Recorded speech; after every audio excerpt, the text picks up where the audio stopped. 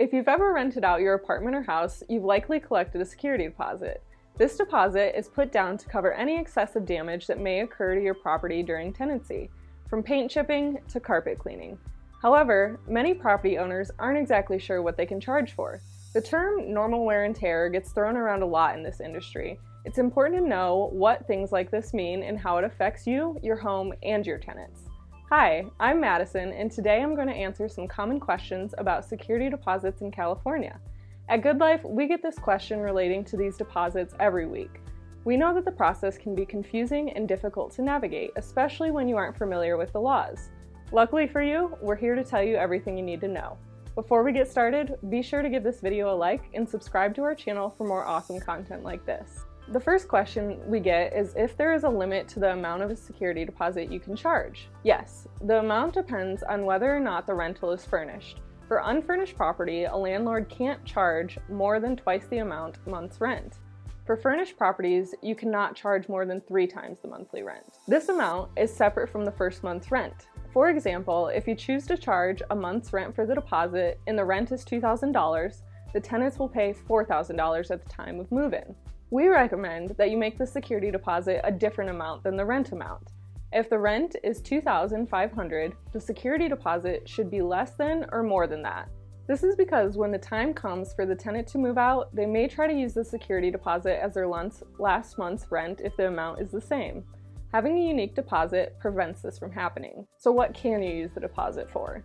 In California, you can only use the security deposit for the following things: unpaid rent, cleaning fees, repairs, or replacing personal property. The deposit is used to repair and clean items that exceed normal wear and tear. When a lease is signed, it typically specifies that the unit needs to be returned in the condition it was given in. The deposit can be used to accomplish this if the tenants left it in worse condition. What is normal wear and tear? Landlords are often not sure where to draw the line when it comes to this. There is expected damage that comes with living in a property, like wall scuffing from furniture, small nail holes, worn carpet, etc. These things are considered normal wear and tear. Because these kind of things are expected, you shouldn't charge the tenant for them. They will likely dispute it, and the last thing you want to do is go to small claim court over a few wall scratches. Tenant-caused damage is classified as damage that is outside the realm of what is expected. This includes hardwood floor scratches, drawings on walls, chips in tile or glass, and severe carpet stains. These can all be charged to the deposit, and if it goes over the deposit amount, you can charge them the remainder.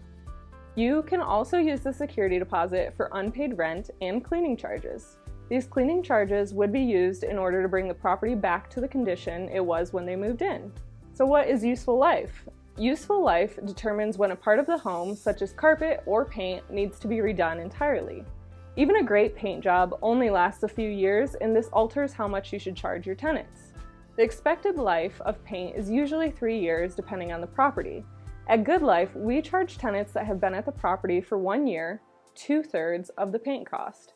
If one wall costs $100 to repaint, the tenant is charged $66. There is no set law regarding the calculations, but going on a 3-year life for paint is fairly standard throughout the industry. How do I inform the tenant of their charges? Once the property has been assessed and repairs have been made, you will need to send copies of the itemized invoices. This will show a breakdown of everything that was charged and why. It's best to take photos of the apartment before the tenant moves in and after they leave. That way, if the tenant asks where the carpet is damaged, you have evidence to back you up. Within 21 days of the tenant moving out, you need to send the tenant the remaining or full deposit with the invoice and explanation of the charges. Without this, you could wind up having to return the funds or go to small claims courts. What if the work can't be completed within the 21 days? If the necessary repairs cannot be completed within the 21 days, you may provide the tenant with a good faith estimate. This is a rough breakdown of the expected repairs and costs along with the expected refund of the deposit.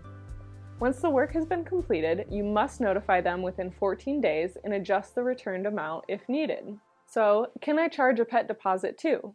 A pet deposit can be charged to cover damage expected from a pet living in the home. It is best to add this to the total deposit you are charging rather than calling it a separate pet deposit. The reasoning for this is because if you call it a pet deposit, you can only use it for pet-related damage. For example, if you plan to charge a normal deposit of $1,000, then they inform you that they have a pet, you would add the additional pet deposit to the $1,000. Pet deposits are usually between $200 to $500. However, this amount cannot exceed the rules outlined above.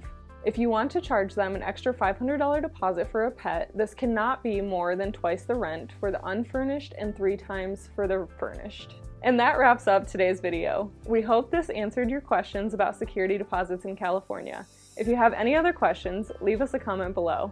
I'm Madison, and that's Olivia behind the camera, and we'll see you next time.